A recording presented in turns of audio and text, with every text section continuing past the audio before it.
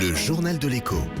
Toute l'actualité éco avec Éric Le Boucher. Bonsoir Éric. Bonsoir Nicolas. Et ça continue, la bourse de Paris démarre la semaine en baisse. Moins 0,49%, 4190 points. Alors elle a hésité toute la journée.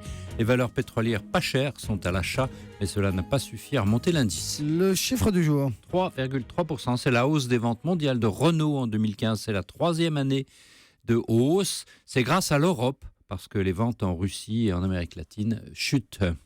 L'événement de la semaine, c'est Davos qui ouvre ses portes mercredi.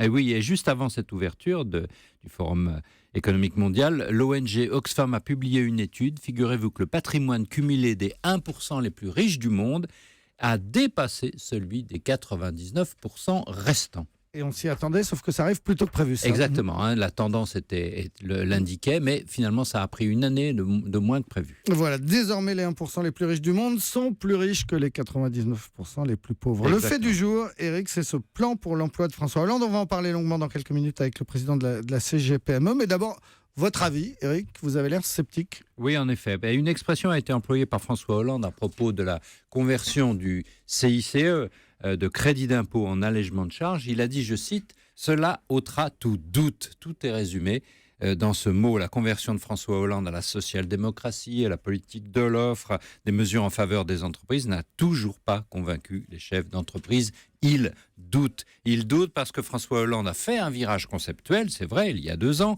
abandonnant les recettes de la vieille gauche, mais il a laissé faire sa majorité qui a continué à aligner les textes anti-business. C'est vrai de la pénibilité qui crée une contrainte bureaucratique lourde ou encore de l'exigence fiscale vis-à-vis des filiales à l'étranger. Bref, pendant que Manuel Valls disait « je vous aime » aux entreprises, les députés disaient « on vous punit ».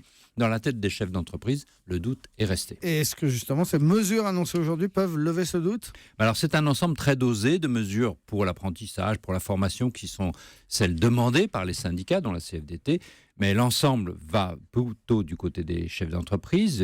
L'ensemble est libéral, le CICE est transformé, le crédit d'impôt pérennisé, les aides aux PME doublées. Bref, François Hollande va jusqu'à dire d'ailleurs que les indemnités chômage pourraient être revues à la baisse. Mais depuis 2 ans, l'économie française n'a créé que 57 000 emplois dans le secteur privé. L'Allemagne, 10 fois plus. L'Espagne, 10 fois plus. Et même l'Italie, 6 fois plus. C'est dire la profondeur du doute. Les chefs d'entreprise françaises sont l'arme au pied, malgré la conversion intellectuelle de François Hollande et malgré le pacte de responsabilité. Aujourd'hui, il a confirmé solidifier son virage libéral, mais le début du quinquennat laisse des traces indélébiles. À 1 an de l'élection présidentielle, il est très tard. Merci Éric Le Boucher.